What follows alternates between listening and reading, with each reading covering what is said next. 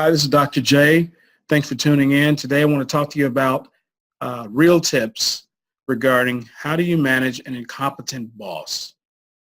Many of us, we're in a work situation where we might have a boss who likes to micromanage us very tough, or they're incompetent. They may not recognize your efforts and the contributions that you do, or sometimes our bosses are just mean-spirited and crazy.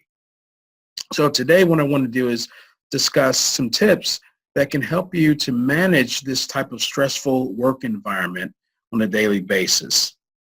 First of all, when we have bosses who micromanage us or who are incompetent in what they do, overall it's not very good for employees. It can be very demoralizing, and it can also emotionally drain employees, especially those who know how to do their job well. Another disadvantage for having these types of bosses, or the reason why it's important to understand how to manage these types of bosses, is that when bosses micromanage their employees, or they focus too much on what their employees are doing instead of their own responsibilities, they shirk that responsibility of taking a big picture or a long-term view, their vision, their strategic planning, being able to effectively scan their environment and acquire new resources for the organization to perform properly. These things sometimes don't happen and they fall to the wayside. And so some of the things you want to do are, first, empathize with your boss, be able to speak frankly with your boss, and also don't be afraid to speak up for yourself regarding your performance and your expectations, and make sure you maintain a certain level of expert power. The first tip is empathize with your boss. Before you really begin to place blame on your boss, and we know the old saying that when you point one finger at someone, there's three fingers pointing back at you. You want to make sure that your discontent with your boss is not due to the different things that they might be undergoing, time pressures. They have to deal with multiple personalities, or maybe it really is not them themselves that you have a problem with, but their leadership style. So you don't want to take it personal. I'll tell you a story.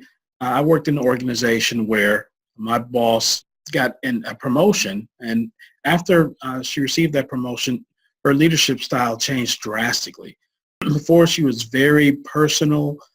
She had a more participative style of leadership, where our opinion as her employees was valued. But after she was promoted, her style became more of an authoritarian type style. And in hindsight, I realized that it was probably due to the fact that there were a lot of major issues and changes that the organization was going through, which included a lot of time pressure, a lot of deadlines. There were some layoffs that were taking place. So she may have been under a lot of stress as well. And so because I knew her personally, and I knew that she was a great person, and I knew she had this management style that was very engaging before, I didn't let that really bother me. However, there were new employees that we hired that weren't used to or didn't have the opportunity to see her in her previous role, where she used a more engaging style of leadership, and many of them were put off by her. So you want to understand your boss's circumstances before you really begin to form any opinions or negative opinions about your boss. Tip 2, speak frankly. Never be afraid to speak what's on your mind. But as we know, some leaders do not like their ideas or their authority to be questioned in front of other people. If you have a leader like this, or a boss that you work for, these are the type of individuals that you want to speak to in private. If you're able to get them in a room when no one else is around, it's a greater likelihood that they will take some of your ideas under consideration. And it's an opportunity for you to speak very candidly with him or her without any fear of any type of repercussions, because your boss is not put in a situation where they feel threatened or they're embarrassed by someone having a different or opposing viewpoint. Never fear going over your boss's head when it deals with your performance or your reputation. There's some times when your reputation is at risk because we're asked by many people and organizations to sometimes do things that we know are not right. You want to avoid this. You want to avoid engaging in any type of unethical behavior. But also, irrespective of whether a decision or something you're asked to do is ethical or not, sometimes there are things that need to be accomplished, and we need to find different channels in order to get those things done. Maybe because our boss doesn't have the information, our boss doesn't know how to do it, or the boss doesn't have the political influence within the company to get things done. So never fear going over someone's head if you know that if you don't do that, the consequences will be that it'll in some way minimize your performance. The last thing I want to tell you is maintain your expert power. French and Raven, some researchers identify 5 types of power. One of those is expert power. And what expert power is, it's your expertise, your knowledge that's able to bring value. It's a contribution to the organization. And expert power is one of the most influential in order to influence people to do what they need to do.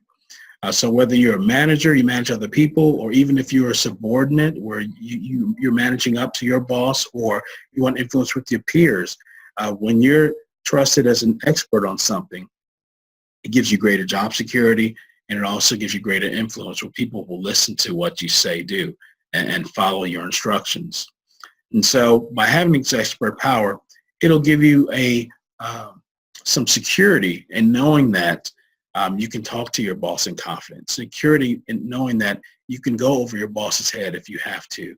Security in knowing that you never have to put your performance, your reputation at risk because your organization values what you provide. At the same time, if they are dumb enough to let you go, then guess what? You can take those same skills to somewhere else because you have that expert power. You have some knowledge, skills, and abilities that other people want. Because part of expert power also involves having a network, because you're going to professional development workshops, you're increasing your education, going back to school. If you have a bachelor's, you're getting your MBA. If you have an MBA, then you're getting an executive MBA or getting some sort of certification or licensing that's directly related to your industry, so that you make yourself valuable in the labor market as a whole. So having this expert power enables you to have a large degree of influence over your coworkers, over your peers, and also influence with your boss. And you want to utilize this power not for personal power, for any type of personal gain, but for social power. So you can use that to benefit the organization, to help the organization perform and succeed, and also help those around you succeed as well as employees, bringing out the best in them.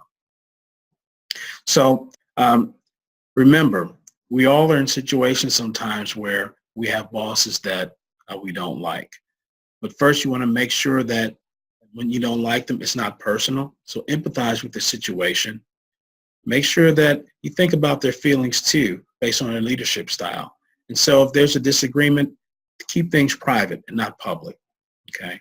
And don't be afraid to go over your boss's head, because the only thing you have in this life is your reputation. And then maintain that expert power. Always continue to develop your skill set so that you have some sort of security so you can do the right thing at work. Hope you enjoyed today's R.E.A.L tips. Please keep in touch. Visit my webpage at www.jaylamphd.com. That's spelled JAYLAMPHD.com. And if you have any questions, you can go to my Facebook page, Twitter, or LinkedIn and find me. You can Google me at Jason R. Lambert, Ph.D. Post a question, and I will answer it for you. And take care and enjoy the rest of your day. Bye.